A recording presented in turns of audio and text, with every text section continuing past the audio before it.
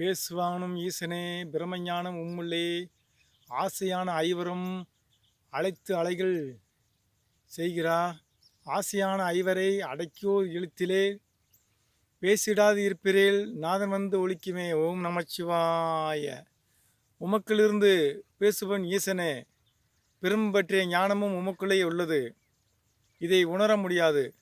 ஐம்பொறிகளும் அவற்றின் புலன்களும் இடையூறுகள் செய்கின்றன. அந்த ஐம்பொறிகளாகிய 5 பேரையும் ஓம் என்ற ஓர் எழுத்தினாலே அடக்கி அதை வாயால் கூறாமல் மனதினாலே கூறினால் ஈசனே அந்த ஓங்காரத்தை நமக்குள் ஒலிக்க செய்வான். ஓம் நம சிவாய என்று சிவவாக்கியர் கூறுகின்றார். சித்தர்கள் எல்லாம் சொல்லக்கூடிய பாடல்கள் அகார்த்தமும் புரார்த்தமும் அண்டங்களும் பிண்டங்களின் தத்துவமே அடங்கியிருக்கின்றது. அதை ஒவ்வொன்றையும் நாம் உணர்ந்து நாம் செய்ய வேண்டும். இயற்கையும் ஈசனும் ஒன்றே. இயற்கை இல்லாமல் ஈசன் இல்லை, ஈசன் இல்லாமல் இயற்கை இல்லை. இயற்கையும் ஈசனையும் இணைத்ததே சித்தர்களே. ஓம் காளி ஓம் சர்வேஸ்வராய. இப்பொழுது நாம் பார்க்கவிருப்பது ஆணக்கற்றாழை. ஆணக்கற்றாழை என்பதை இப்பொழுது நாம் பார்ப்போம். கற்றாழை பல வகை இருக்கிறது. ஏற்கனவே அம்புக்கற்றாழை இதுகளை பார்த்தோம்.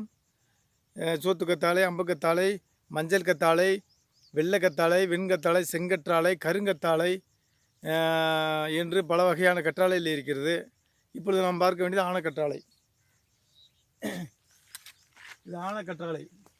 இது மிகப்பெரிய பெரிய ரூபமாக பெரிய மரம் போன்ற ஒரு தடிமனாக இருப்பதால் இதை ஆணக்கற்றாழை என்று சித்தர்கள் அழைத்தார்கள். இதனுடைய அந்த விளிம்பு முதலை ரம்பம் போல் இருக்கும். முதலின் பற்கள் போன்று முதலை வாயை திறந்தால் எப்படி இருக்குமோ அதே போய் வாய் திறந்தது போல் இருக்கும். முதலையின் பற்கள் போன்று இருக்கும். இது முதலைப்பல் கற்றாழை என்ற இன்னொரு பெயரும் ஒன்று. ரம்பம் போன்று முதலையின் அடிவாய்ப்பகுதி எப்படி இருக்குமோ அதே போன்று இருக்கிறது. இது வறண்ட நில பகுதியைச் சேர்ந்தது. பாலை நில தாவரமாகும். வறண்ட இவ்வளவு மழை இல்லாமல் இருந்தாலும் இதனுடைய கற்றாழை சாகாது. வறண்டத்தையும் தாங்கக்கூடிய சக்தி இதுக்கு இருக்கிறது. மழை இருந்தாலும் இல்லாட்டியும் இதனுடைய இலைகள் வாடாது. இதை அந்த காலத்தில் இதனுடைய கிழங்கை பஞ்சங்களில் நம்முடைய முன்னோர்கள் பஞ்சங்கள் மழை இல்லாமல் வரும்போது விளைவுகள் கம்மியாகும் போது, விளைச்சல் கம்மியாக இருக்கும்போது இதனுடைய அடியினுடைய சோறுகளை எடுத்து அதை சாப்பிடுவார்கள். அடிச்சோற்றை பஞ்சங்களுக்கும் உணவாக பயன்படுத்தி உள்ளார்கள். இந்த கற்றாழையிலிருந்து நார் வரும்.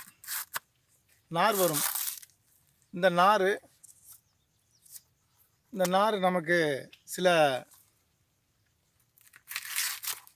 நார் போல் உரியும்.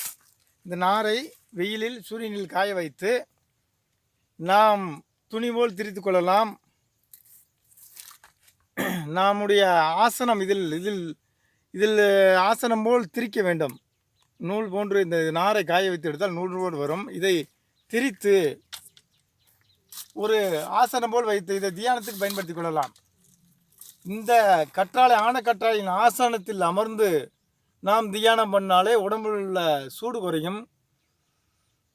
நாம் மேலிருந்து வாங்கக்கூடிய சக்தியை புவியீர்ப்புக்கு விடாமல் நமக்குள்ளே தேக்கி வைக்கக்கூடிய ஆற்றல் இந்த ஆணக்கற்றாழைக்கு உள்ளது.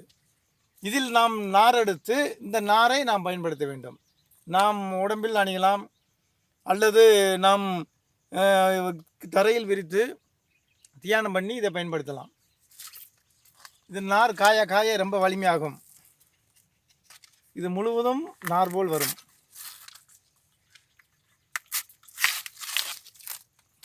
இதை நம் முன்னோர்கள் அந்த காலத்தில் மலைகளில் திரியும் போது இதை கயிறுக்கு பதிலாக இது நாரை எடுத்து கெட்டுவதற்கோ மற்றபடி அது கூடாரம் போடுவதற்கும் அவங்கள் கெட்டுவதற்கு இந்த நாரை பயன்படுத்தியுள்ளார்கள்.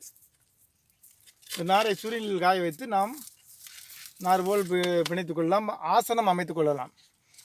இது உடல் சூட்டை தணிக்கக்கூடியது. இதனுடைய ஆசனத்தில் நாம் அமர்ந்து தியானம் பண்ணும்போது உடல் சூட்டை தணிக்கும். இதெல்லாம் அழிந்து கொண்டு வரக்கூடிய ஒரு கற்றாழையாகும். இது வீண் கலை என்றும் வீண் தாவரம் என்றும் மக்களால் புறக்கணிக்கப்பட்டு இருக்கிறது. இது அழிந்து போகக்கூடிய ஒரு அபூர்வ மூலிகை ஆனைக்கற்றாழை. அபூர்வ வகை வறண்ட நில தாவரமாகும். இதை முறையாக பயன்படுத்தி வேலி ஓரங்களில் நாம் மிருகங்கள் நம்முடைய விவசாயத்துக்கு வராமலும் தேவையில்லாத சில இதுகள் வராமல் இருப்பதற்கு இதை வேலியின் பயிராகவும் பயன்படுத்தலாம். வேலி பயிராக பயன்படுத்தலாம்.